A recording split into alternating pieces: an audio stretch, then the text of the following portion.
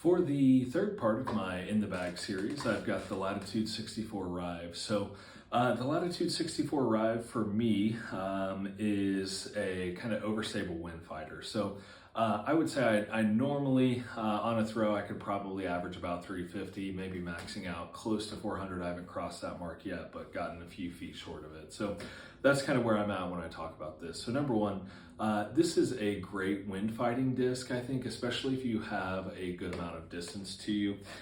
So I can probably push this out, I would say on average, probably about 330. I can maybe get it out to 350.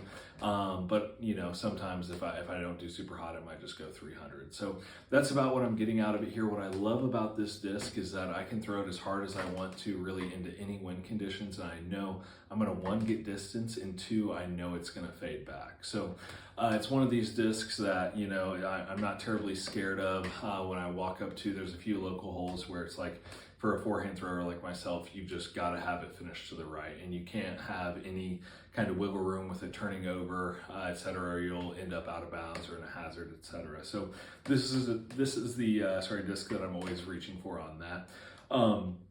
As far as the drawbacks of it, I really don't have any. It says a 13 speed, 5 for glide, 0 for the turn, and 3.5 for fade. I would say that's relatively accurate, although sometimes I feel like when you pick up a 13 speed, it seems a little uncomfortable. For me personally, this feels kind of like any other 12-speed distance driver I've felt, so not really anything super crazy. But the Royal Grain plastic has excellent grip, really great durability as well. One of the things that I also kind of enjoy about this is it seems like, kind of on my end, to my benefit here, it seems like I'm able to pick them up pretty easily for cheap, just because it seems like one of those discs that a lot of new players kind of like to try out, and then they end up realizing they don't have the arm for it, and then they end up selling it for pretty cheap. So this is one of those, I don't think I've ever actually bought one brand new. I've got some pretty close to new. But all in all, I usually just pick them up used, because it's kind of like destroyers in a sense. Like, you know, you pick it up your first year and you realize you can't throw it, and you're like, okay, I need to get rid of this and find something better for me.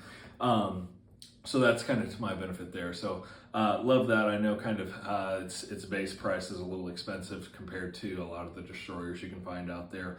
And I imagine the flight's honestly pretty similar, if I had to guess. So I've got a destroyer down in my tester bag, but I haven't thrown it. So I haven't thrown a destroyer probably since my first year. So nonetheless, so definitely worth checking out there. If you can get, you know, anywhere from 300 to 400 feet of distance, I think the Rive could be a great overstable wind fighter where you still get some distance and you're not really scared of the wind. So definitely worth checking out there. Appreciate you watching.